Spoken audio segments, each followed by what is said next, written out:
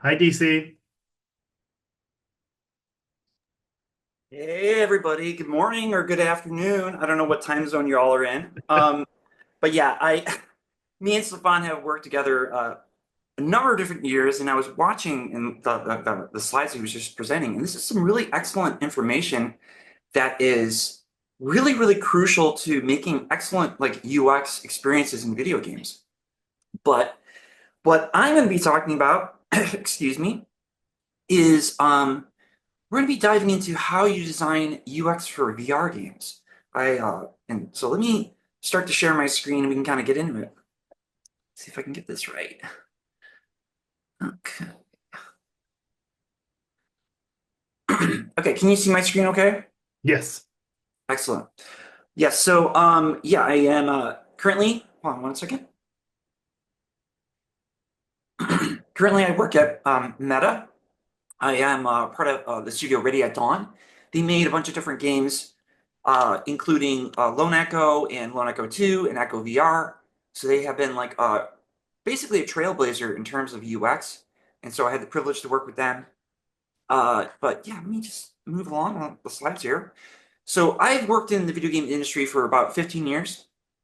The first game that I worked on was Street Fighter 3's Third Strike. It was a game that was being ported over into the Xbox ecosystem. And that wasn't when I started, it was more over making the UI artwork. That was my original that's my origin story, if you will, in getting into like the UX and UI space. And then I worked on World of Tanks with Stefan. And then I also worked on a board game because I like games and I've been playing games for many years. I worked in a board game called Firefly Credits. And then I worked at NetherRealm and doing some mobile titles, Injustice 2, Mortal Kombat. And then now we're getting into the VR space, which is Lone Echo 2, Echo VR. And then lastly, the most recent game that I worked on was Batman Arkham Shadow. So let's kick this off. So this is going to be talking again about what I consider to be like the UX design pillars for creating uh, the best in class VR experiences. So the one thing that I was when I was watching the class earlier, it was really interesting because UI in console games is very heavy. It's incredibly heavy. And so I'm showing some examples from Borderlands 3 here and Diablo 4. There's a lot of information that's popping up on screen. There's a lot to consume in terms of like what the menus offer to you. And in VR, it's a bit different. So in VR, you want to be living in the game world. You want to be immersed. And that's something that's a part of that translates into the UX. So when you are playing a VR game, you want to be careful about minimizing discomfort and trying to make sure that the player isn't being fatigued because they're wearing a headset and that headset is can be quite heavy. And also for some players, depending upon their level of experience, like in VR, they can become discomforted in terms of like the sensations of being in headset can make them feel ill. So that's like another consideration. It's something that is very unique to the VR space that doesn't really happen in the console space where you're playing at the comfort of your couch or your desk or something like that. And an additional factor is that when you're in VR, you want to feel like the hero. You want to be like the person who is doing the action and not being distracted by the information that's coming up from the UI and UX. So these are the criteria that I believe are the best practices and the best design pillars when you're designing for VR. So there's intuitive, there's clarity, making it immersive, having a fictional user experience, having it accessible, and also having it comfortable. And a lot of people could be like, oh, well, you know, DC, guess what? I already knew those things. Well, hey, take a step back because number one, in VR, it is a completely different space. And I don't know if you all have played VR before, but it has a very different criteria. So let's get into it. So when I put together this deck, I wanted to make it more player focused because sometimes when you present information to a developer or put it out there to people that you're working with, they may not understand the reasons why it's important to do these things. So I try to take what's called a player-centric design mentality. So every time that I am making a point, I'm trying to relate it back to the player. I'm trying to relate it back to someone who's actually playing the games. So in this case, making one of the first design pillar is intuitive. And that's when I feel like I'm performing game actions that make common sense. And I remember how to do it naturally. That's like one of the first pillars for designing in VR. So do I understand how to perform actions in a natural and memorable way? Do the controls feel familiar? Are they relatable to like experiences in reality? Do I feel confused or confident after completing the basic tutorial? And do I remember controls after a long break from the game? These are really, really powerful things because when you're putting on a headset, it can be like, wait, how did I do that thing again? You want to make sure that it's extremely memorable so the player is able to dive right in and get back into it. Okay, so this is an example from Horizon Call of the Mountain. And as you can see, it's really simplistic, right? It's like someone's picking up a piece of fruit and then they're eating it. And it sounds so natural, right? Like, okay, how do I heal? We know in video games, usually it's like you eat some sort of food or you do some sort of other activity that's related to like health. And in this game, all it's doing is just doing something natural to being in real life. Eating a piece of food, and bringing the prop, the 3D model, up to your face and then eating it. That's how you heal. Another example, and this is from Rec Room, where the player is not trying to heal, and the last example, they're trying to like add a friend. And what's a very, very intuitive, natural, easy way of doing that? Shaking someone's hand. So there is no, in terms of what you, Safan has probably talked about in multiple classes, there's no menu. There's no kind of like fiddling around with like some sort of thing in the VR space. To invite a friend or like add a friend, it's as simple as a handshake. So it's eliminating a lot of the traditional UX patterns that you've probably seen in other games. And as I present, I want you guys to kind of think about like what are some examples maybe you've seen in VR games if you play VR games or other games too. Think about that as we go along. So this is an example from Resident Evil Village, and we have a puzzle. This is a puzzle situation. So the player's coming up to a door. They need to put some sort of key inventory into the eye socket of this door. Now, if you're playing like a traditional console game, you'd be like, okay, well, the player approaches a door and they open a menu and then they like fiddle around, they grab it. No, no, no. What the developers of this game did is they provided a shortcut. So they know that the player has the key inventory that is going to solve the puzzle, and then they're presenting it directly in front of the puzzle itself. So you don't have to open a menu and grab it out. It's right in front of you. That's a very, very intuitive and natural way of creating a UX for a situation like this, which is trying to solve this puzzle. Any questions so far? Is everybody kind of tracking? Am I coming through okay? It's a little silent out there, so I just want to just check. No, you're fine, DC. You're totally fine. This is Great. really interesting. Good examples too. Okay. So this is, I worked on, as I mentioned earlier, I worked on Batman Arkham Shadow. And I'm going to play this video. I think the audio is going to be off. Perfect. So what's happening here is that, oops. Hello, hold on a second. Let me try to go back there. Trying to make sure that can I stop the video? Oh no, I can't. I'm just going to play it. So in this case, the player is picking up an audio log and they're placing it into their arm gauntlet. And then you see there's some toast notifications that appear right there. That's telling the player to view and listen to the thing that they just picked up.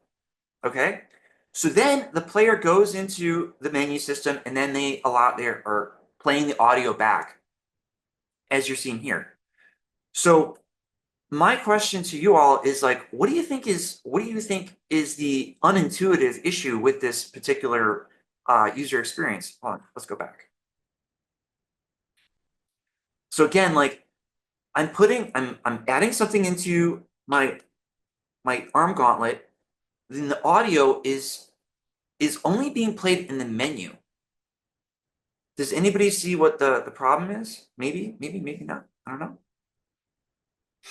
Well, I'll tell you what's happening here is that when you go into the menu to listen to this audio log, you're sitting inside of a menu wearing a headset that is supposed to be placing you in the game world. It's supposed to be immersing you. Instead of it playing outside when you first pick it up, let me just actually try to like play it again real quick. So instead of the audio log being played right in this environment, as you see here, we're forcing the player to go back into a menu. And it doesn't make intuitive, it's not intuitive, it's not natural, because you're forcing someone to sit in a menu instead of being living in the game world. So that's like an interesting little point that I tried to point out to the developers I was working on with this game, is that when you're in VR, it's a different experience.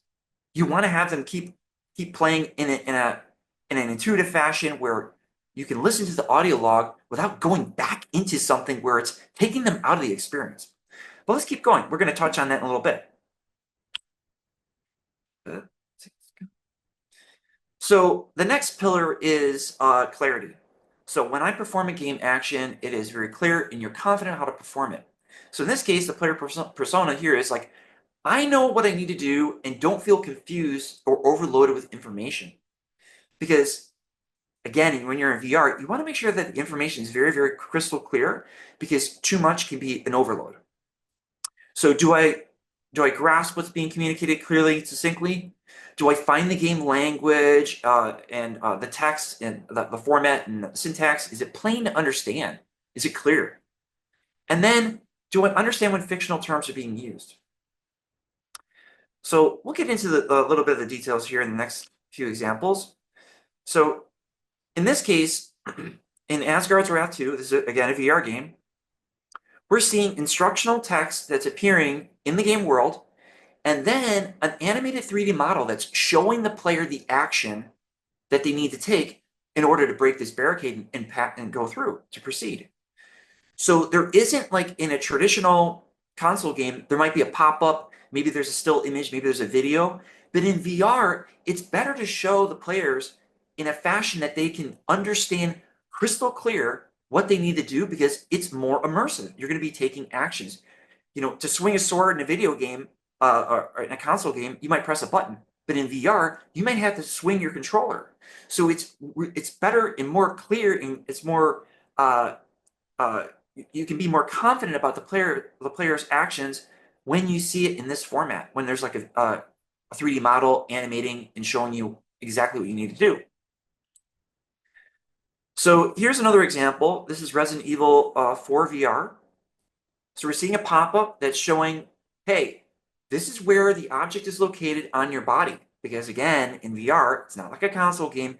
You might have objects placed around your person that you need to grab and pull off of your body to use in the game world. So in this case, the pop-up is showing you the location. It's detailing what you need to do. So it's very, very clear what actions you need to take as a player. In this case, this is it, to heal. Okay? And this is something from Left 4 Dead 2. They're using, and this is a different take on clarity. What do you think is happening? Just looking at the screen. In this case, the player's been poisoned. So they're using the VFX on the HUD and other type of things. There's no audio with this particular GIF here. Sound effects and haptic feedback to communicate the state that the player is in. So they know exactly what's happening to them. In this case, the player is being poisoned. Okay? Let's go to the next pillar. This is the third pillar. This is like the immersive one. So when I perform a game action, I'm kept grounded and focused in the VR space. So this player persona is, they want to feel like they're actually there, and the UI is not breaking them out of it. So this is something that has probably been covered in this class, is that like you want to have a lot of information to provide to the player. In VR, This is the difference. You want to like be very careful about how much information you throw at the player because it can break them out of the experience. It can break them out of feeling like they're in the game space. So they want to make so players in this particular persona, they want to feel like they're living inside the game world. Or in another point is like, do they feel lost or confused because of the high degree of immersiveness? That's something else to be careful of too, is making sure that you have a balance because sometimes too little information can run you into the opposite problem. And then another thing is like making sure that you don't do immersiveness. Sometimes it can be so novel that players or that when developers are creating different systems for players, they think that they need to go to the nth degree with it. That's something else to be balanced out, is that making sure that those novel actions aren't making the player fatigued. They're not making them feel tired. Because again, doing certain things in a console game, maybe you're gathering resources and you're pressing a button, right?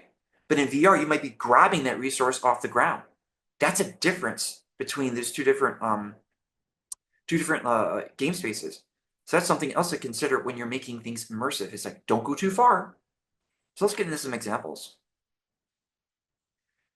So this is not a VR game, but this is from Gears of War. This is a very, very vaunted series. Been a ton of them. And so what they're trying to identify here is a weak point on the enemy. There's no information that's being popped up. There's no UI or like things that are pointing, hey, this is the target that you need to fire at. They're using something that is like immersive by keeping it into the fiction of the creature, having this like orange colored spot that the player needs to attack. So there's no information that's being there, but it's preserving the immersion. It's keeping the player in the game world. It's not stopping and being like, hey, excuse me, you need to shoot this thing, right? So this is an example from a VR game called Compound, and this is an ammo counter. There's no numbers on the HUD. There's no information telling you. It's on the model of the gun. So as you're firing the gun, you're seeing the ammo go down the actual physical model. That's keeping the player immersed in the game world. So that's like another example of how to preserve that when you're creating UX, because that's a decision. That's a conscious decision to say, we are not going to show it on the HUD. We're going to keep it on the game model. And then developers need a handshake on that to create that. So this is from Lone Echo 2. So in this case, the player is, they've created the tools on the player's wrist. So instead of like you opening a menu and grabbing some sort of like activating some sort of tool, you're touching your wrist, it's activating on the wrist itself, and then you can use that tool to get through the puzzle. So that's a way of preserving immersiveness, is having the inventory or the tools that you need to use to solve puzzles right at the forefront, right on your wrist. Okay, so this is another little video here. And I put this in here because I want to make a great point. So this is from a 2D game, console game called Terminator Resistance. And there's a lot of information that you'll see on the HUD right now. And then when I get into combat in a second here, so let's just let it go. But like you can see there's a mini map, there's information about being detected, health bars, your health bar, ammo counter, and all that. What the developers did is they allowed you, as a player, to go in and deactivate every single little thing on the HUD. So you can change these two presets as you're seeing here, but you can also turn off the crosshair, turn off the minimap, turn off the health bars for the enemies, all that business. They consciously chose to do that so they could preserve immersiveness. And now we're back in the game, and I'm in combat. I'm doing all this. What's on the HUD? Nothing. Nothing. Because they afforded the player the option to dial in their level of immersiveness. And that's a really, really good choice in VR to do, because some players may want to be like, they don't want to have HUD. They want to play like they are in the game world. That is a conscious decision that they're making because they want to play that way. And this game is providing that to them so they can turn off every single little thing to preserve immersiveness. Okay, let's go to the next pillar. If I can advance. So the fourth pillar is fictional. So when I perform a game action, does it feel woven like it's in the fabric of the game world? So in this particular player persona, this is what they want. They want to feel like the hero character, and the UI UX adds to the world building. So do the actions that the player takes, do they fit the fantasy? Do they fit the player fantasy? Do they make logically sense in the game world? And then lastly, or these other 2 points is, do these systems that you interact with as a player, are they integrated into the game world? Do they feel fictionally a part of it in a different way? So let's get into some examples here.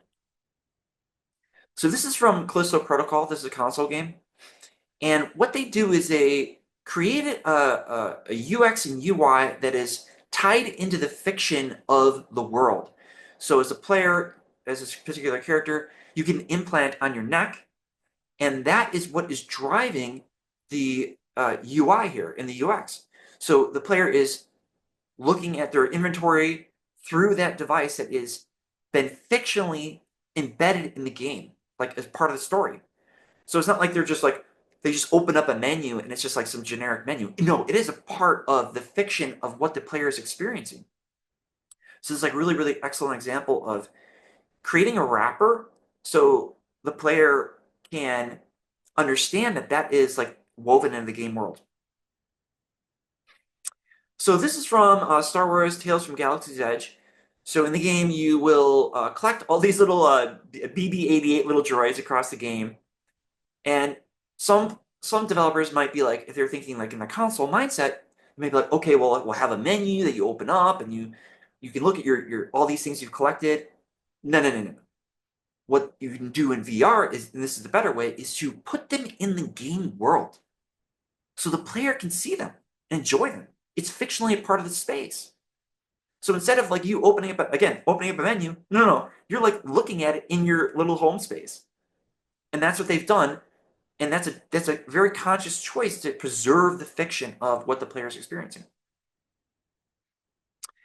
So this is from Half-Life Alyx, and what they've done in this VR game, in order to heal, you are going up to a fictional like little device that's on a wall, putting your hand on it, and then you're actually like there's a bug that you put into the container on the right. You place this like creature that you've captured, put it in there, put your hand in there, and then it's fictionally part of the story, like how to heal using this device, grabbing that creature, using it, and like squeezing it to help you heal.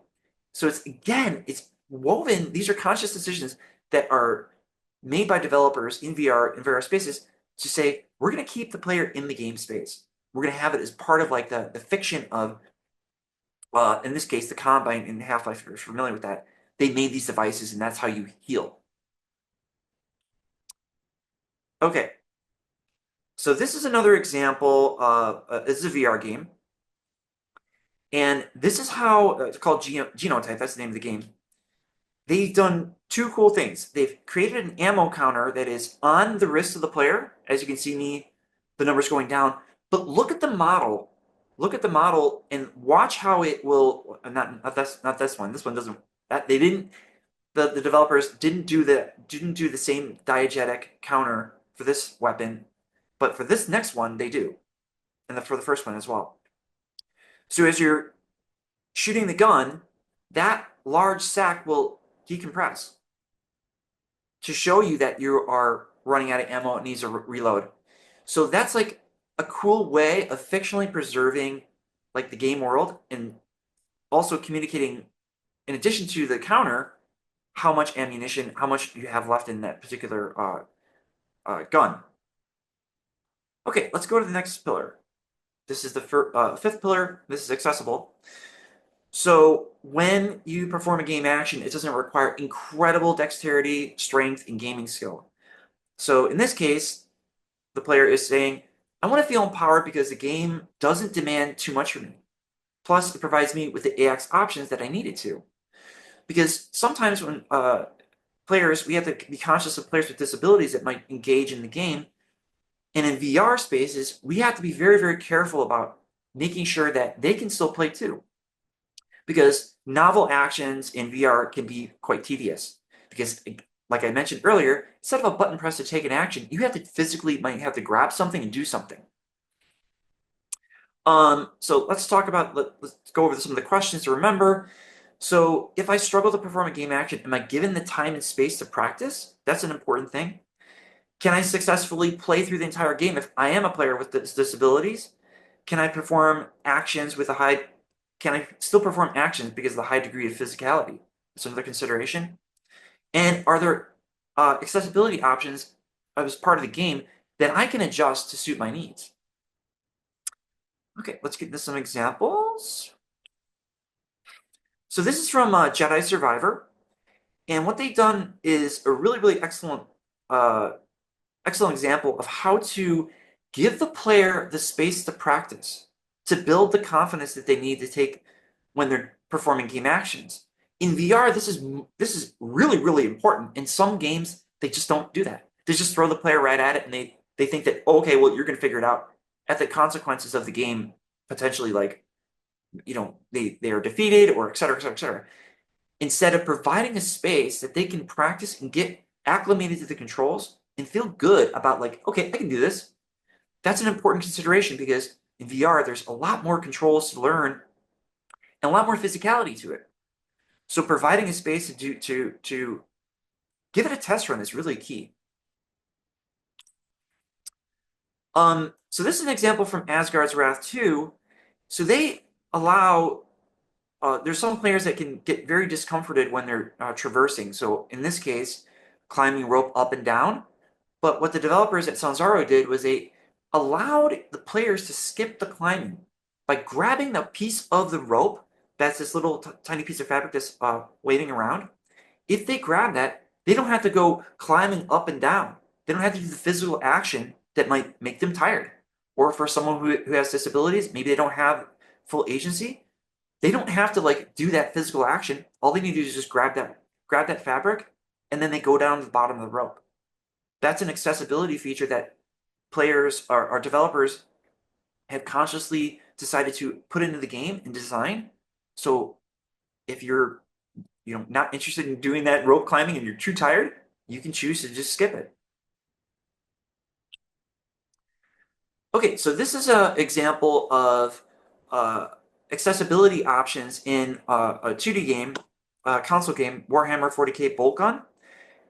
And they give a wide array of options to the player, including being invulnerable, giving all the weapons, giving infinite ammo. And they're doing this because it can be really tough to play a game sometimes. And to make it more accessible, you give these options to the player so they can play at their own convenience. And some people might be like, oh, well, DC, that's cheating. Doesn't matter. Because completing a game and letting the player enjoy the game is more important than, oh my gosh, the rules of the game itself. So affording them these options are excellent. That is an accessible design choice. Okay, let's go to the sixth pillar, and this is comfortable. So when I perform a game action, does it feel overly tedious, difficult? Does it make me fatigued? This is related to accessibility, but a little bit different. And in this case, the player is saying, I feel comfortable because the game doesn't cause undue discomfort, and performing game actions doesn't make it feel like unnecessary work. You want to be very, very careful of getting in VR when you're designing systems of making sure that the player isn't doing tedious actions, because they're going to perform it over 100 times. Is it still fun after 100 times? And this relates to like UX in console games too. Is it still fun, or does it feel like work? No one wants to be working especially in the VR space.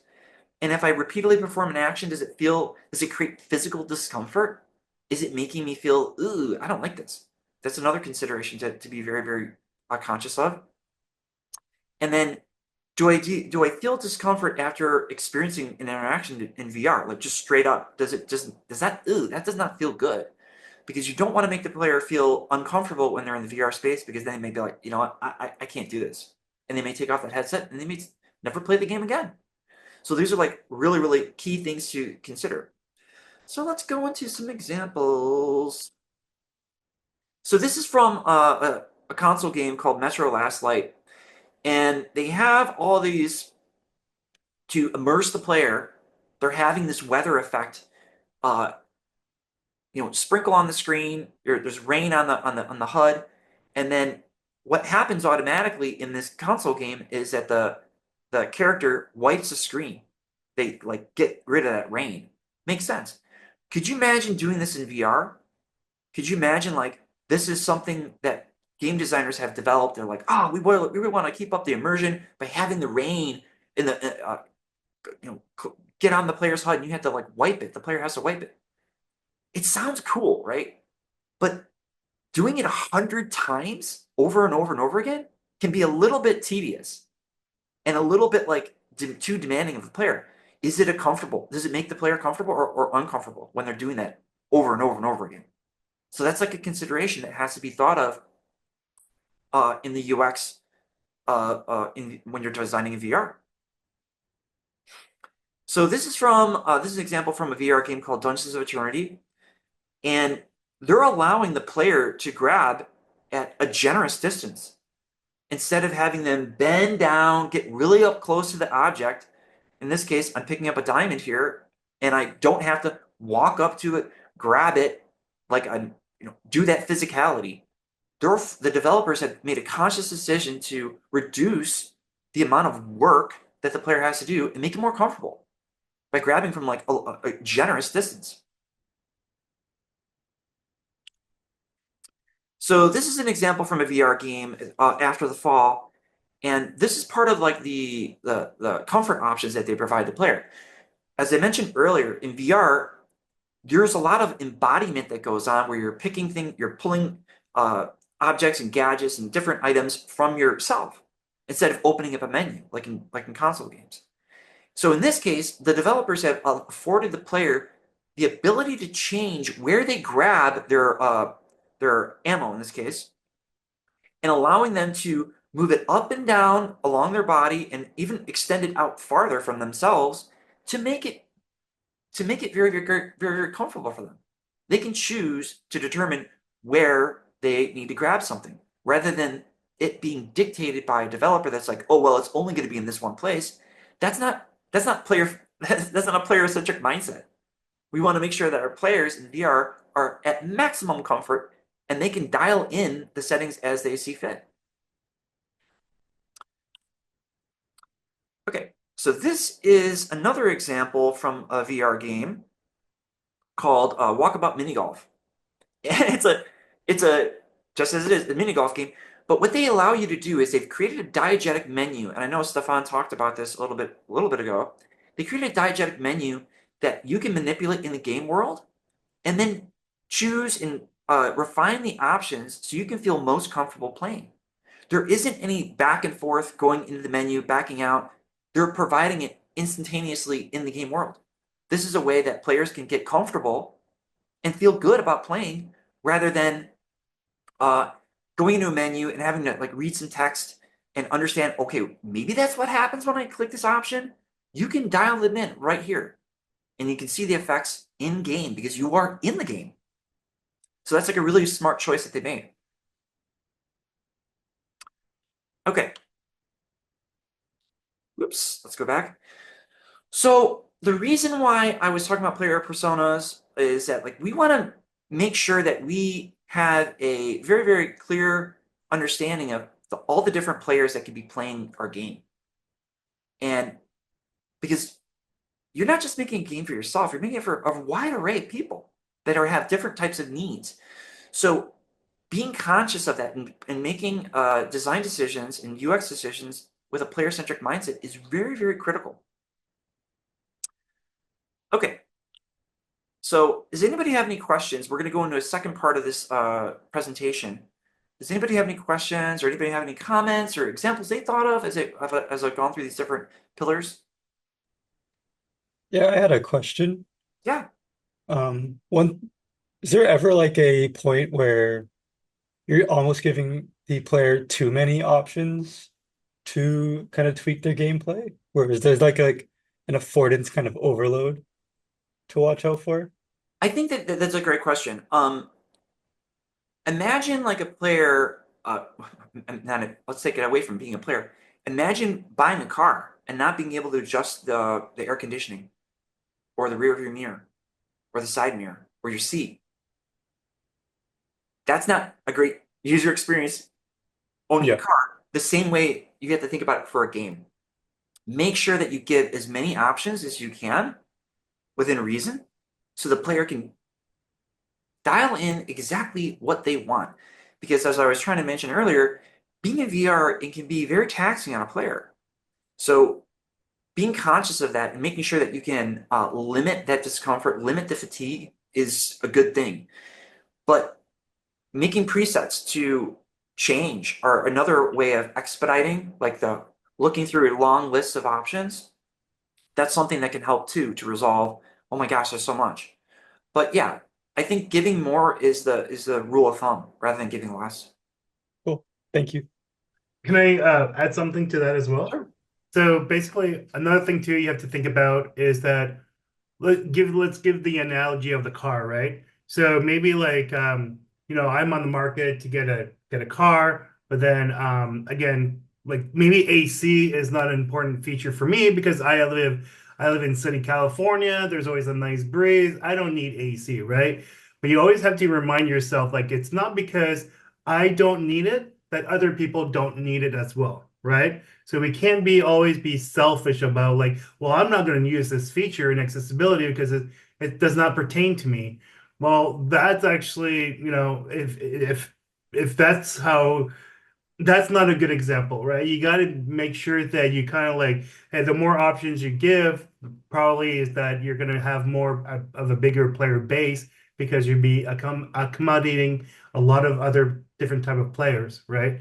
And we don't really know what type of players who are going to be playing a game until it hits the market. But I just want to kind of slide that in because I think that is also like, because I feel like a lot of UX designers like we had to get we have to remove our biases out of the equation, right? We always want to make sure that that's why it's so important to build personas, to build like think outside of the box and think about Yes. other people, how they're going to be interacting with the menus, right? So I just want to add that as well. No, yeah, Stefan, you nailed you nailed it. That's Yeah. exactly right. Yeah, you want to be conscious of like who's playing your game and give them the benefit. Give Yeah. them the options that they can dial in to their own comfort and their to make it accessible to them. Yep. So this will be like the last part of my presentation here. So like in VR, you're like, oh, DC, you've got these great pillars. There's all these different pillars that you've identified, but like, how do we balance out this information in VR? Like, how do we do it? So there's four different types of like UI that designers have at their disposal. There's non-diegetic, there's diegetic, there's meta, and there's spatial. And like the way I look at this is like imagine like an orchestra with all these instruments. You have to know like which one to use and how to where to apply it. Because you could say you can make an entire game that all it is in VR or not in VR, where all you're using is diegetic, non-diegetic menus, non-diegetic everything. You could do that. But is that the right play? Is that the right thing? Is that the right uh, sound that you want to create for the player to experience? So that's where you have to balance out and use other different types of instruments in your orchestra here to create great user experiences in VR. So this is what non-diegetic is. This is like what I was just describing. It's very traditional. So we have like they have the classic Legend of Zelda's HUD. Very, very basic. It's right in your face. You can't remove it. It's always going to be present. And on the opposite side, we have like Star Wars Jedi Survivor, where you're manipulating, you're adding your perks and uh, changing out the the different types of things that you can your abilities in the game, but it's done in a very non-diegetic fashion. You're going into a menu, you're manipulating the different points and adding them, subtracting them, all that business, instead of actually being immersed. You're going into a menu. So that's like what is a non-diegetic classic 2D UI. So diegetic, and I think Stefan talked about this earlier, is where it's integrated in the game world. So we're seeing an example from Star Wars Tales of Galaxy's Edge, where there's a wrist gauntlet that's on the player's body that they can look at, and they can see their health, they can see their amount of fuel. There's also other menus that you can activate with the buttons at the bottom there, those 3 buttons. It's in the game world. You're not going out of the game world. It's right there at the get-go. There's no health bar that's on the HUD, fixed in position. You get to look at it on your wrist. So that's like a very diegetic experience. And then Callisto Protocol, they have they have like this in-game store that you purchase upgrades. So think about the Jedi Survivor example where you're like messing around with your upgrades. It's in a menu. You're in this game in Callisto Protocol, you're approaching a kiosk and then you're manipulating it through the buttons on your controller, but it's in the game world. It's not in some sort of like menu that you have to access. It's in the game world. So that's like a conscious choice to keep that immersion and keep that fictional quality intact. So meta, what's that about? So meta is more effects driven. It's information that's on the HUD that communicates like different status effects and state changes. So in this example on the left from Uncharted, we're seeing like blood, like some sort of blood indicator of where the attack is. You're being attacked. Like, oh, I'm being attacked. But look very closely. You're seeing arrows that are pointing to who's attacking you. It's showing you the location, and it's creating it. It's taking the meta effect and using it to communicate information. So instead of it being like, oh well, DC, in order to tell the player who's attacking from what direction, let's just have some sort of information on the HUD. No. They're using an effect to communicate that. They're not using like menu stuff, not UI. It's more of an effect. So on the other example, this is a Middle-earth Shadows of War. They're using meta VFX to communicate when the player is close to a sweet spot. So you're seeing like the blue like smoky effect get tighter and tighter when the player is actually in the position that they need to be. So the game design is like, we need to get to a sweet spot, but to communicate to the player, we have a little bit of the HUD with the reticule getting smaller and smaller, but also the VFX. They're communicating, hey, you're getting warmer instead of colder, and by having that kind of come closer and get more pronounced. So that's like meta effects. And last one is spatial. And spatial is like, it's more 3D informational. It's a bit more communicative, and it's not as immersive, but it still has value. So in this case, on the left, we have Warhammer 40K Dark Tide. When a player might ping an object, or when there's an enemy that other players have identified as like a target they want to hit, consciously saying, hey, attack that target, or hey, here's where this health is. You can use this there's an effect that comes on screen. It's like the stroke that outlines in this case, the bad guy that you want to attack.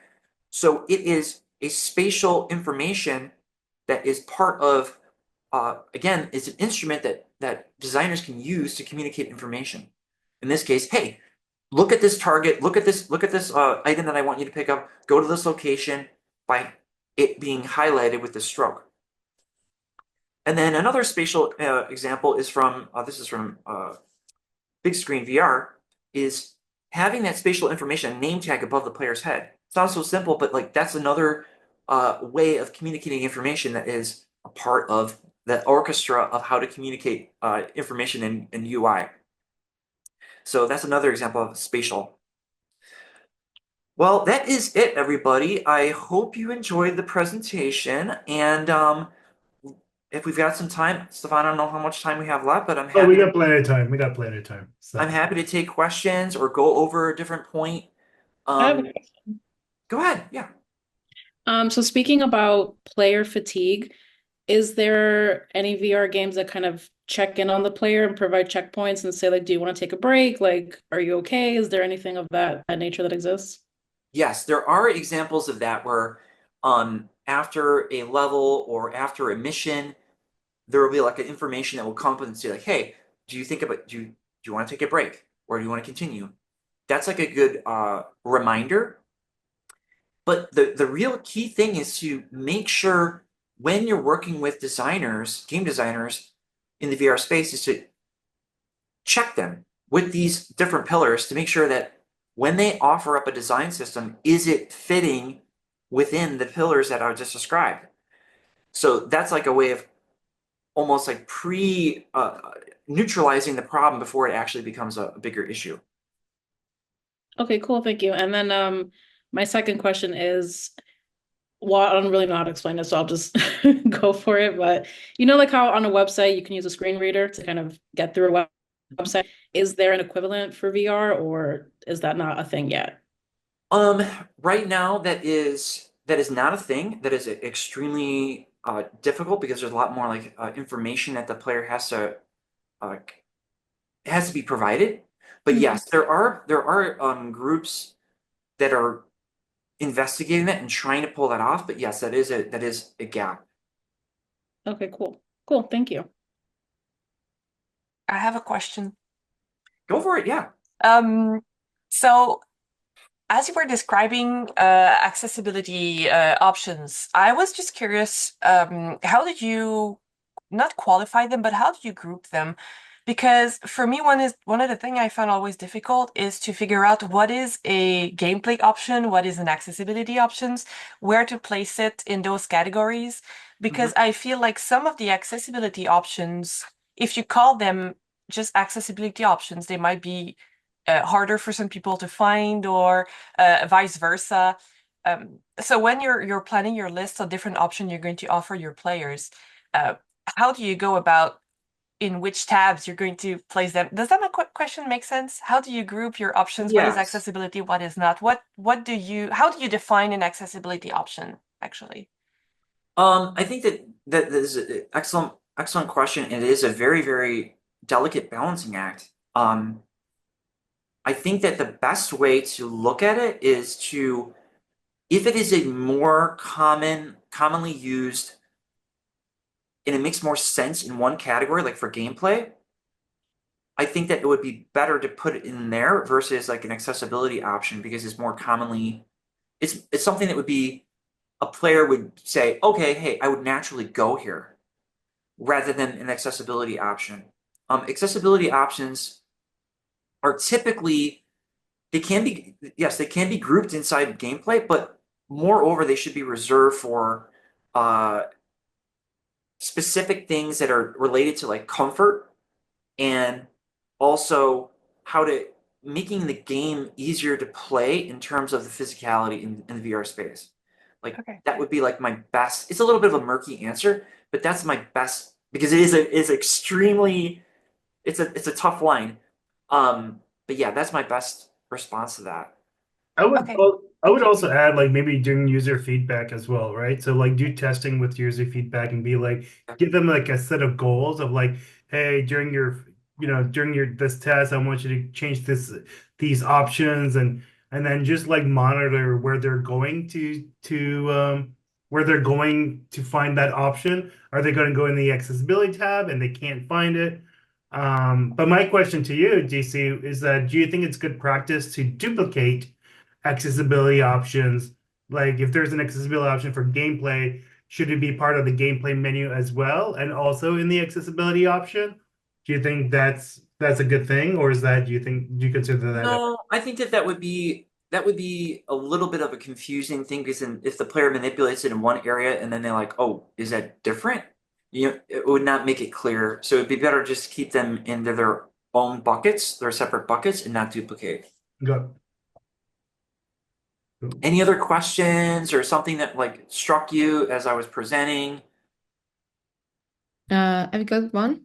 Yeah. Are there specific, I don't know, user research methods for a VR game? I think that it's pretty much the same, but there's just a bit more consciousness in terms of the immersive quality of it. But it's not going to be like wildly different. The UX is a bit different. That's like fundamental, but the research that can be done, is pretty much on par with what you'd experience with like a console game, what you'd imagine with a console game. Yeah. Okay, thanks. Anything else? Anything else? Can I ask another one then? Absolutely, go for it. As you were talking about the pillars, the UX pillars for them Yes. for VR, the way you presented them, would you have them like in order of priority, or is there an order of priority for them based on the type of game maybe that you're making, or is there No, no. they're all equally important no matter Yeah. which type of game you're making? Yeah, I think that like this is an excellent question. I wouldn't no, I don't think that there would be a priority list because that just dilutes the overarching. They all work in concert together. Mhm. They're all part of it. So I would say no. And if I could put numbers on them, but I'm not. I'm not because I think it's important to kind of like keep the whole ecosystem and preserve them equally rather than like, oh well, don't do this versus that. So it's a great question, but I'm not gonna give in. I'm not gonna give in. All right, well, thank you. And adding on And to the another pillars, one sorry. more thing on that. I'm sorry for interrupting. One more thing on that. It also there's a lot of thought in when it comes to developing games in general is like what's the return on investment? Like people trying to like put how much does this cost and like what's the return on that's a trap that I think is something that as you're getting into the game world to be conscious of is that like no, when you start to put like, oh well, that's going to cost this much, or there's how many players, like for example, like accessibility. Well, why would we make these accessibility options? Because how many people that are disabled that are playing our game are out there? That's not great logic to work from. That's like the opposite. That's anti-user. So that's another reason why I would not prioritize because people be like, well, how much does it cost? How many players are there going to be using this option? Don't think that way. That's anti-player. That's not having a player-centric mindset. So just another little note on that. So sorry for interrupting. Amy, you were going to ask a question? Yeah, sorry. I was gonna ask, have you ever worked on any projects that kind of chose to omit accessibility or comfortability with actions that like demand a lot more dexterity and physical effort? No, I have not worked on a product that was making conscious choices like that. Um, but if I was, I would be very, very, very I would try to persuade the developers to at least consider a way of expediting the action rather than not. Okay, let's do an example and bear with me. This isn't a real gun. Um, but I have these props for people when I work with developers. So this is like a little airsoft gun. So a developer might be like, "Oh, hey DC, I want to have it be like super realistic reload. So I'm like doing this action, and then maybe I take out the clip, and then I got to do all this work, right? All this stuff to manipulate the gun, to shoot the gun, or to reload it. Oh, it's so immersive, right? Do all these actions. I'd be like, okay, yeah, you can have that. Go ahead, yeah, you can have all these crazy little things you do with the gun. Okay, great. But then I would be like, you know what? Can you also have an option where I just dip the gun down and I reload? Can you add that option for players that don't want to mess with all this stuff? That's what I would ask those developers to do. Can you provide this other thing that's helping players that don't want to maybe they don't want to mess with this stuff over and over and over, even though it's immersive, but it's providing a different way of reloading that doesn't require so much work. That's what I would say to a developer that's like, oh, I want to have the immersiveness. Okay, we'll provide another option.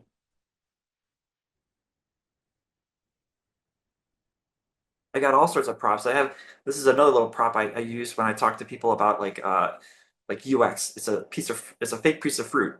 But anyway, any other questions? Yeah, I had another one actually. Yeah. What's your typical workflow? Like from you get the game design document, you have the idea, like what's your typical workflow when you start, I guess, design?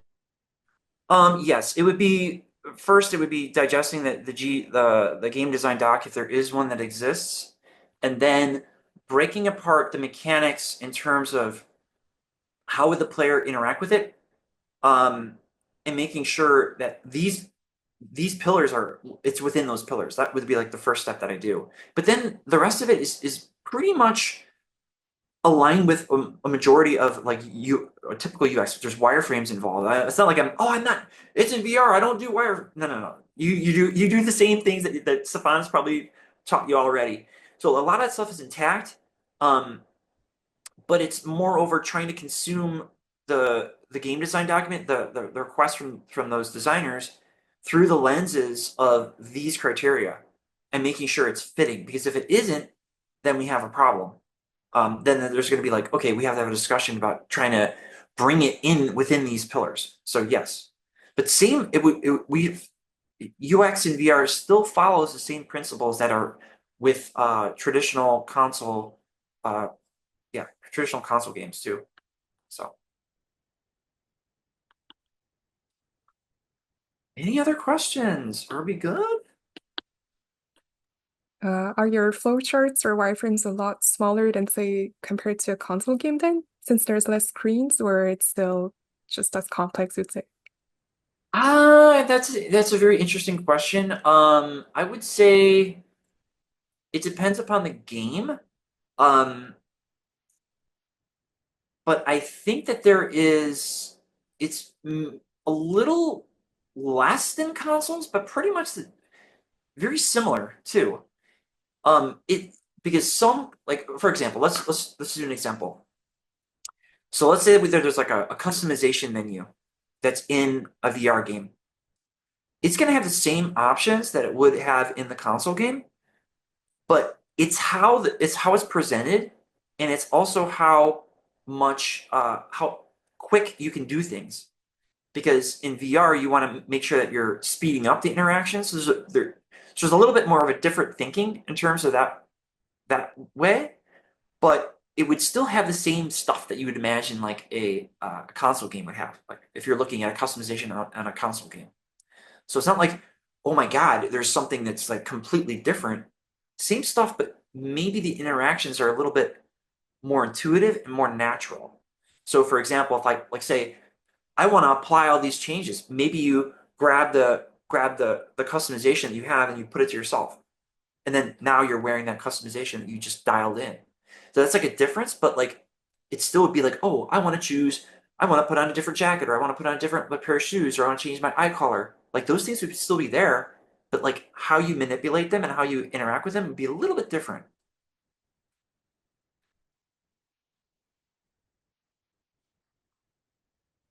Okay, Stefan, how are we doing? We're doing well. We're doing pretty good. Thank you. So no, I think, Okay. does anyone else have any other questions? I have one more question. I have a million questions, but this will be the Oh, last. it's totally fine. Go for it. We still got like an hour, so it's totally fine, Stephanie. Go for it. I was gonna say, so with playtesting, how does that work? Like, do the participants get shipped a VR headset, or do they need to already have like a VR headset in order to conduct playtesting, or is it conducted differently? There's two different approaches to like how testing can be done. Number one is like guerrilla testing, and maybe Stefan has talked about this, is that where you're working with the developers that are at your studio, and you're having them test out your designs, test out your stuff first. But going to like a specific play testing group, that would require within Meta, that would require a little bit more heavy lifting, and the product would have to be at a very, very good near final state. So it's not as common as you'd imagine. Like the best way, yes, you'd have testing. It would be done early and often with people that are outside the studio. Sadly, that is not the case. That's not the case from what I've experienced in working outside of Meta too. It's very rare. Doing guerrilla testing, as I said earlier, that would be where you're getting your primary feedback. Talking with other developers that you're working with.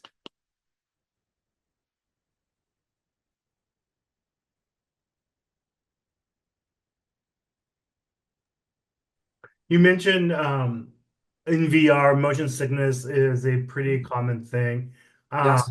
I know the answer, but I just want to make sure. What would be some of your solutions when dealing with motion sickness in VR? For motion sickness, the best way to tackle that is to provide a great deal of vignetting. Vignetting is when you're moving. It is almost like a dark shadow around the HUD. So when you're moving or you're going up and down or doing different things, bringing that closer and bringing that in affords a bit more comfort to the player because they're not like seeing stuff moving. It might make them feel a little bit like, ooh, this is not good. So that would be one way. Also movement, turning, snap turning. So in a console game, you move around the thumbsticks and you're like moving around fluidly. It looks very, very nice and smooth. But when you're in VR, that can actually make someone sick. That can make them feel a little bit discomfort. So when you're turning, instead of it, you can have the smooth turning option, but also having snap turning where you're moving 30 degrees, 60 degrees, 90 degrees when you're moving like back and forth with the thumbstick. So those are like that's another option that I would include that helps reduce discomfort. But another rule of thumb I would say is that make sure that when you're working with designers, that they're not going to an extreme because they think it's like everybody's going to enjoy the roller coaster that they are thinking would be great for a game. So for example, like there's Resident Evil Village has this sequence in the 2D game where the character is being attacked by these bad guys. It's like a cutscene. And one of the bad guys grabs the player by the legs and wings them around and then throws them into a creek. In the console game, that's what happens. Like you see all that. Oh my gosh, I'm being winged around and thrown into the creek. But in the VR game, the same VR Resident Evil Village, what happens in that same sequence is that it fades to black. It fades in, it fades out when those actions are happening. Because could you imagine someone in VR being winged around thrown? Maybe some people can endure that. Maybe some people can feel like they're like, oh, I love the roller coaster. But that's not going to be great. So being conscious when designers are asking and like thinking, oh, this would be great for everybody. Let's give them the roller coaster experience. Wait, hold the phone. Let's not do that. Let's think about the person who maybe they don't like to go on a roller coaster at all. Let's build for them, and then we'll have options like the fading in and out that can give those players the ability to play. And then for the people that want to like love the roller coaster ride, winging around, throwing around, okay, we'll give that. But by default, let's keep it so it's maximum comfort for the player that is not the thrill seeker, not the person that wants to have that like level of immersion. So yeah. How much do you communicate with the other teams, like the artists, designers, programmers? From my perspective, being a great UXer means that you are in touch with a lot of the different disciplines. So you know exactly what's happening. Like this piece of fruit, right? Imagine if you were making a video game where, like the example that I would demonstrate earlier, like, okay, I eat this thing, I take it and I eat it. That's how I heal. But let's say that the art director or the 3D artist wanted to make the thing that you eat to heal, it doesn't look like it's edible. Wait a second, hold the phone. How is the player going to know that they can eat that thing if it doesn't look like a pear or an apple or a banana, right? So making sure that those disciplines are in alignment so that it's easy for them for the player to understand this is edible. This is something that's going to heal me. I take this action to eat, to heal, right? So you want to have at least an eye on what's happening across different disciplines. So you can make sure that the player, again, having that player-centric mindset, you can help the player understand exactly what they're doing and when they are interacting with something, which is eating a piece of fruit heal. So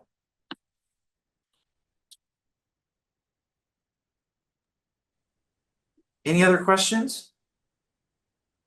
And the question is, just to be clear, it can be anything. It doesn't have to be VR related, but DC has a lot of experience working as a UX designer in a lot of different platforms, like mobile, VR, console.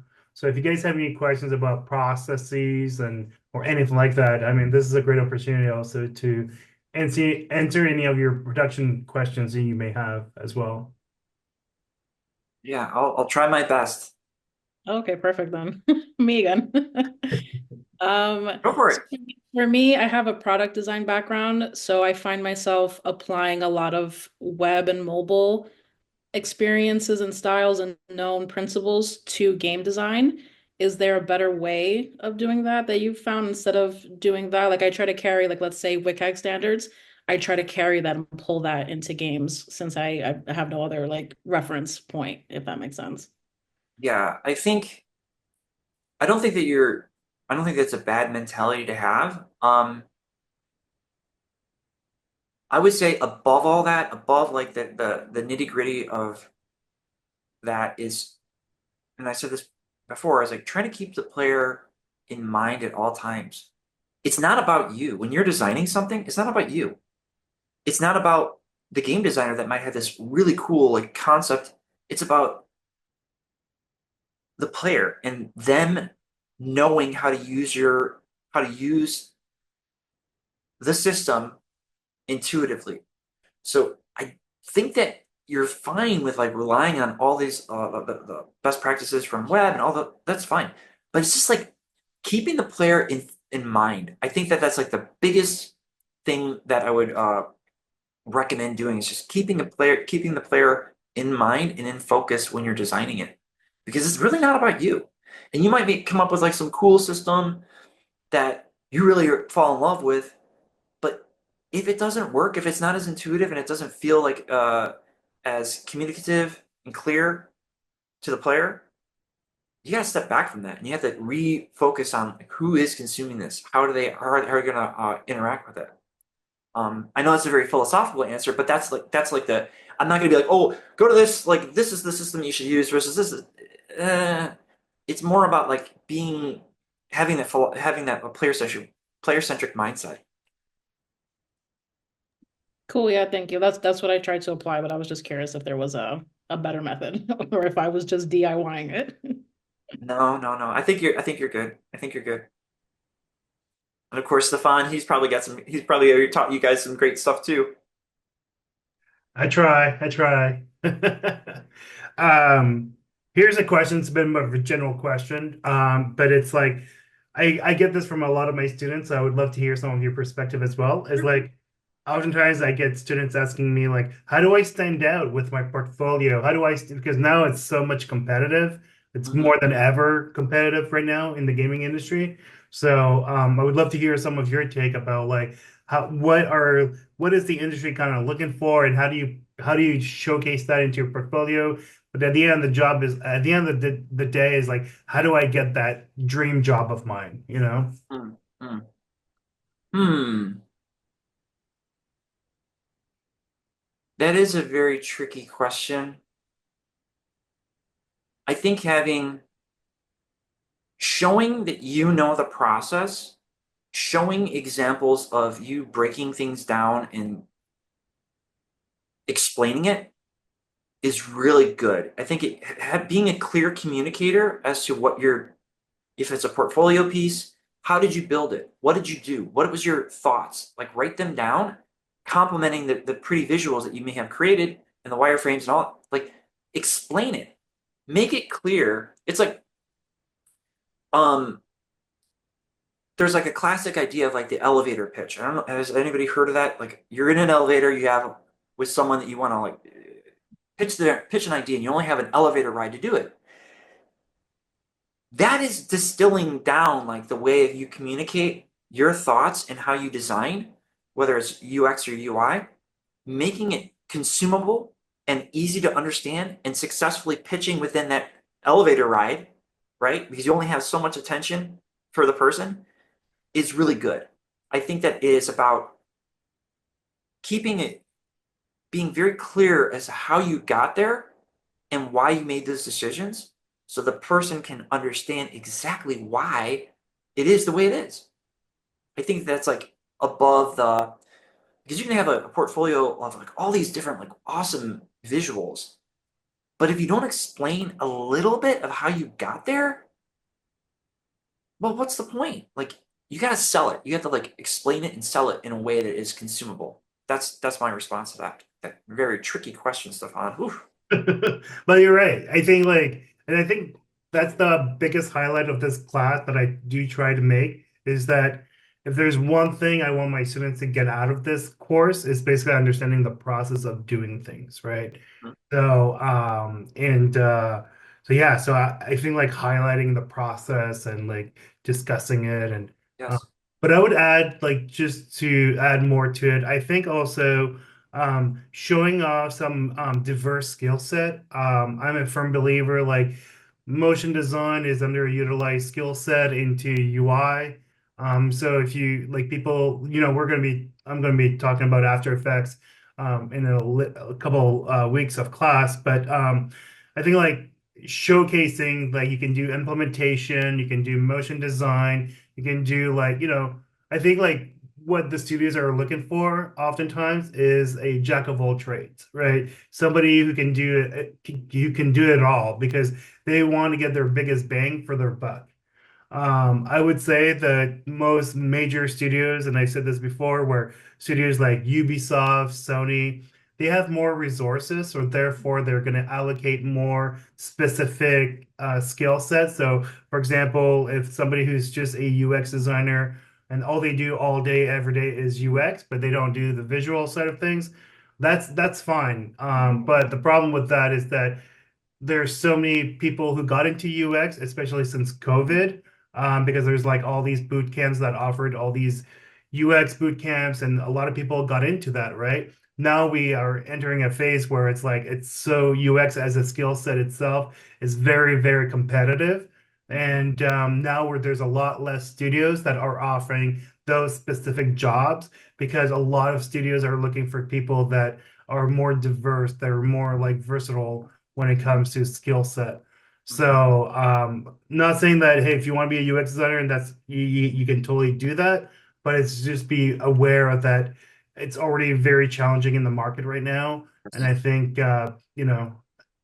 I think there's something to be said about that as well. So, Yeah, I agree with you, Stefan, too, on that in that regard. Is that looking at it just from like the UX UI standpoint, like being clear, great, yes. But if you can offer up uh, a combo of different skills that you can bring to the table, that's beneficial.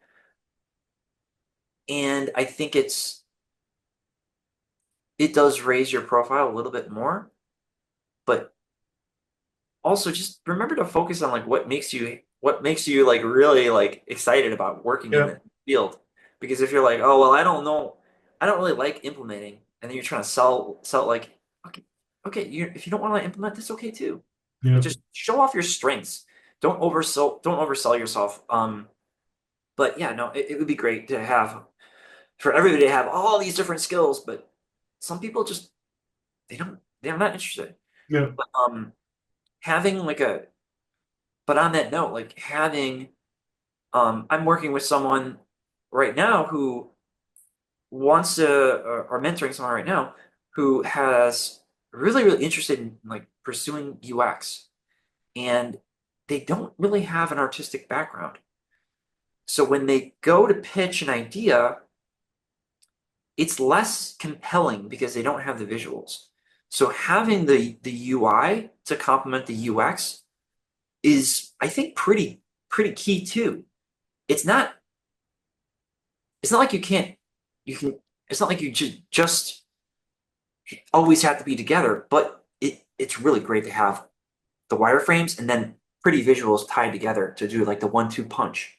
mhm. So Yeah, because I would say like DC and I, we've been in the industry for quite some time, and I think like when we both started in the industry, UI was just the skill set that studios were looking for.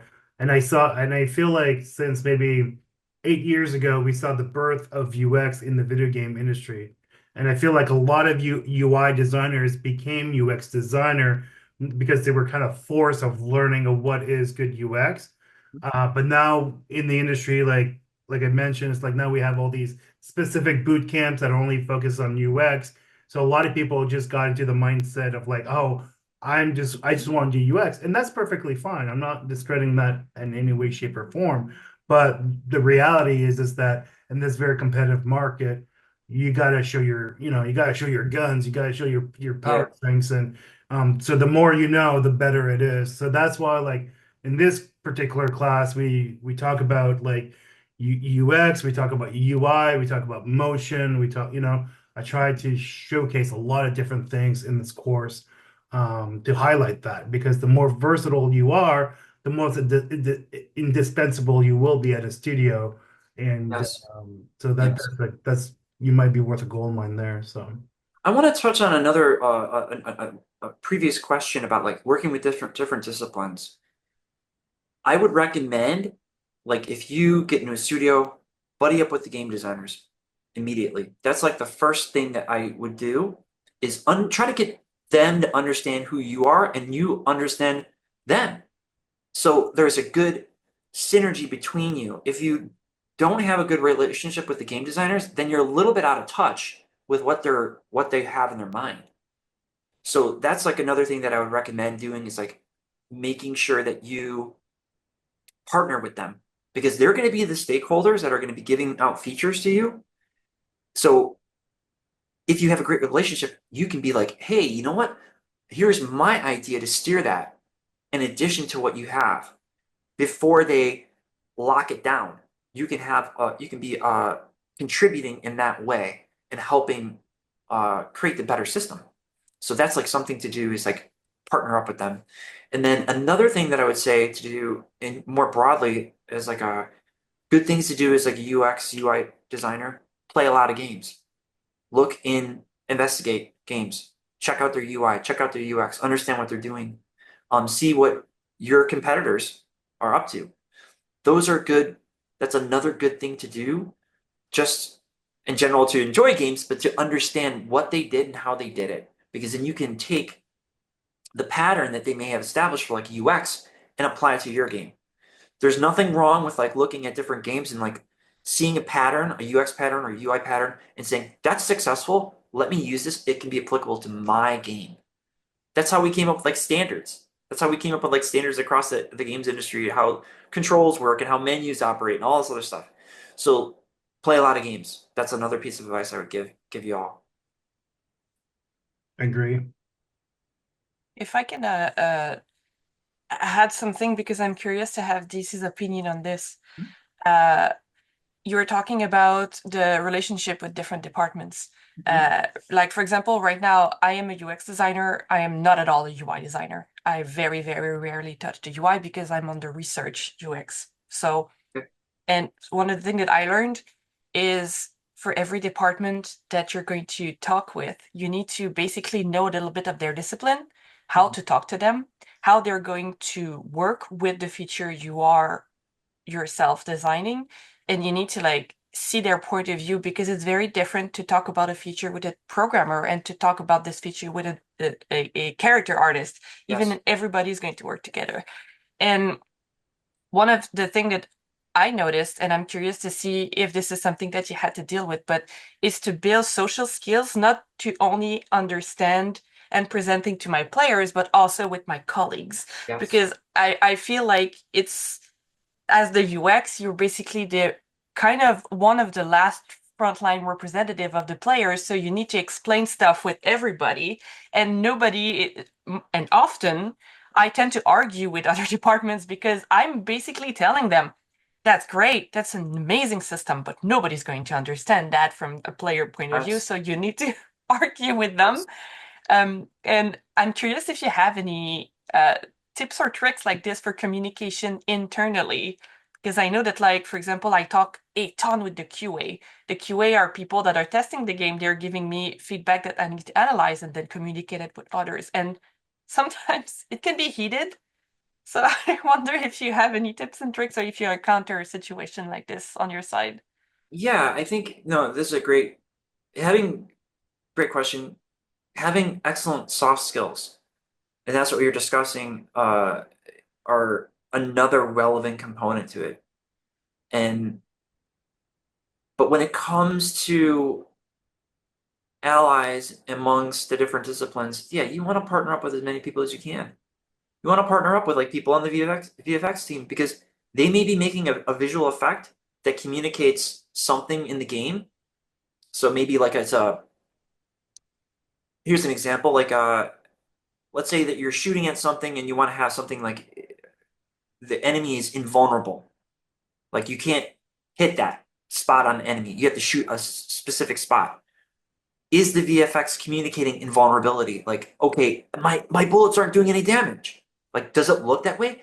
If it doesn't, you gotta tell the VFX people, hey, that's not really working.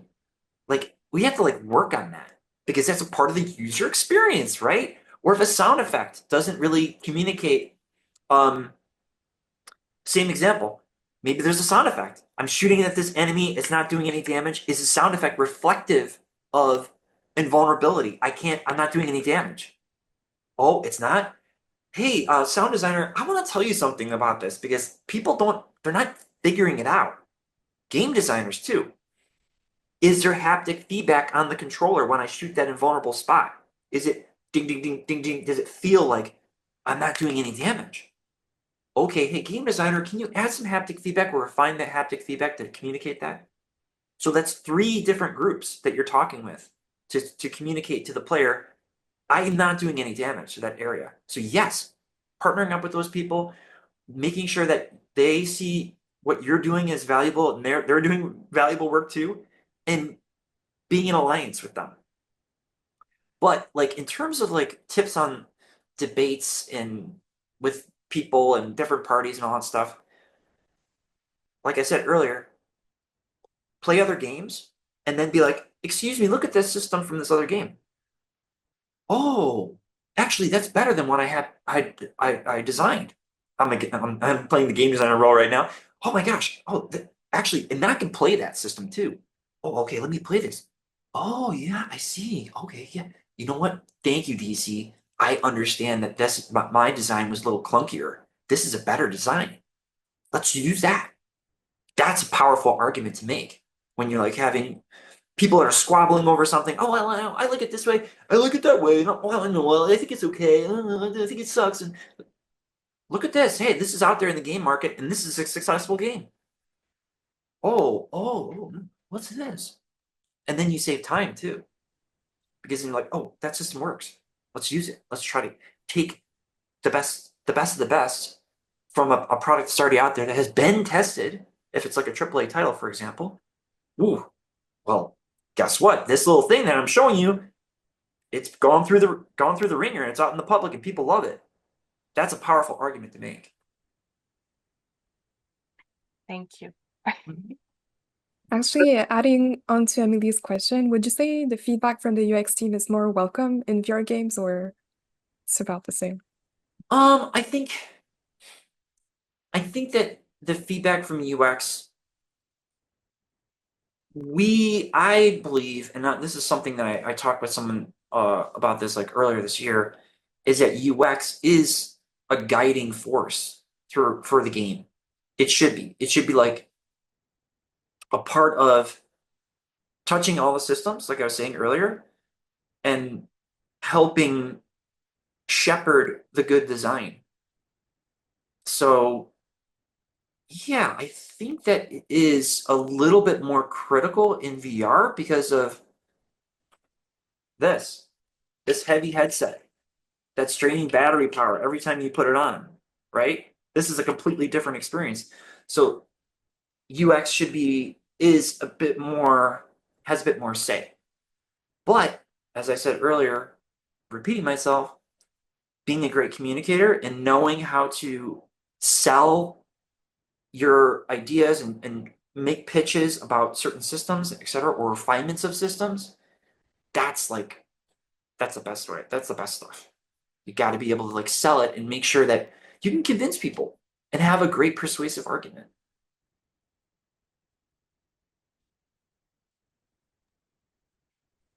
Cool. Any other questions? Are we good, Stefan? I think we're good. Unless if anyone else has any other questions, give it a Just one last. last one. Yeah, go for it. I think you mentioned having started off in UI art. How did you go from that to UX, and do you still do a bit of UI art? Yes, I still do UI art. Yeah, my first game, as I said earlier, was for this Street Fighter game. I got into it by accident. I got into UI design by accident, really. And I think that it's great to have that skill set and to maintain that. But like the reason why I dipped into UX was because, I mean, you all are probably really amazing artists, and I know Stefan is. It's tough to keep up. It's tough to keep up, and I like the puzzle solving that comes with UX. So I switched over because I was more intrigued about how to solve problems. It was more my passion, and that's something that like is really a good thing to have when you're working, and when you can show the passion for what you're interested in, and people can see it off of yourself. That's amazing. So, but I got into UX because it was just intriguing to me, and I was getting a little tired of making icons too. So yeah. I actually wanted to bounce off of Amy's question.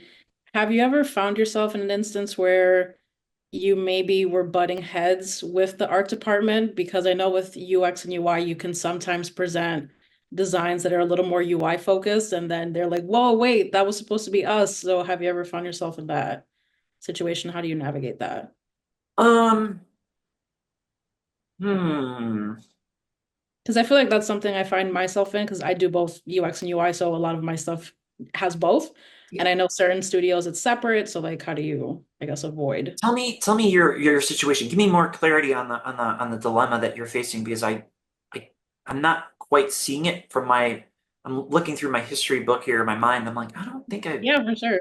Yeah, tell me more. So let's say I do wireframes, right, for a game, and I make my designs a little higher fidelity than maybe what the devs are used to seeing, meaning I put in some icons, all placeholder, but it looks pretty polished. And then the art team might look at it and kind of side eye it, saying like, "Oh wait, did you just do our job for us because this is a little more higher polished?" Than what they were used to. And I also have worked at an agency, so this was also a recurring issue at an agency that I was at where a lot of the art team would kind of huff and puff that the UX team was kind of doing a bit of both, like presenting both UX and UI. Yeah, reading the room is key. Like before you know who is, it goes back to soft skills. It goes back to understanding who does what, and who likes to do stuff. How do people work? Because if you do kind of overstep in a way, people can get a little bit grumpy at you, and you don't want that. You want to be not a people pleaser. You want to be a champion for the player and make sure that the player's voice is always respected, always heard. So reading the room and knowing, okay, this art group, they really want to like, they're really super passionate about this. They want to do this designs. And if I deliver something that kind of interferes with their affairs, what would happen? Knowing that, oh, okay, let me just step back for a second. Talking with them too, asking them, being like, hey, what if I delivered this? Look, here's something I'm interested in delivering, rather than, hey, everybody, look at this. I got it. Boom. And then they're just like, whoa, hold the phone. Where'd this come? What? Excuse me. You want to make sure that you're like carefully understanding who your allies are, and making sure that they are allies, that they are people that are going to be happy to work with you rather than not. So that's my best response, is making sure you know, reading the room. So Okay, cool. Thank you. Excellent. Well, thank you so much, DC, for your time and setting up this beautiful presentation. I really did enjoy that. All of your points, you had visual representation of you're making the point. I thought that was genius, because we're all visual people here, obviously. So when you can make a point and you have like an example, especially in the game, it's like it makes the point a lot stronger. So thank you again for setting that up. It was very informative. I've actually learned a couple of things actually throughout your presentation. So I know. Like, I didn't know what a meta was. Like I didn't know, Yeah. like I heard the term, but I didn't really know what it meant. So so I've learned a few things here and there. So that's good. So thank you so much again for setting this up. My And pleasure. My pleasure. I hope it was informative to you all and somewhat educational. yeah. So thank you so much, DC. And Awesome. hopefully everybody enjoyed it. So everybody, let's give a round of applause to DC. Yeah, we'll Oh, get some thank little, you little so much. love. There you go. Yeah. All right. And if you have any additional questions, feel free to reach out to me on LinkedIn. I think Stefan already kind of like tagged me in some sort of post on UI Peeps. Yeah, Happy to talk and happy to communicate different ideas and different like stuff. So, perfect. All right. all right, everybody. Thank you so much, everyone. All right. I'll see you Thank you all so next week. much. All right. See ya. Thank you so Thank much. you again, Bye. Bye. DC. Thank you. Bye.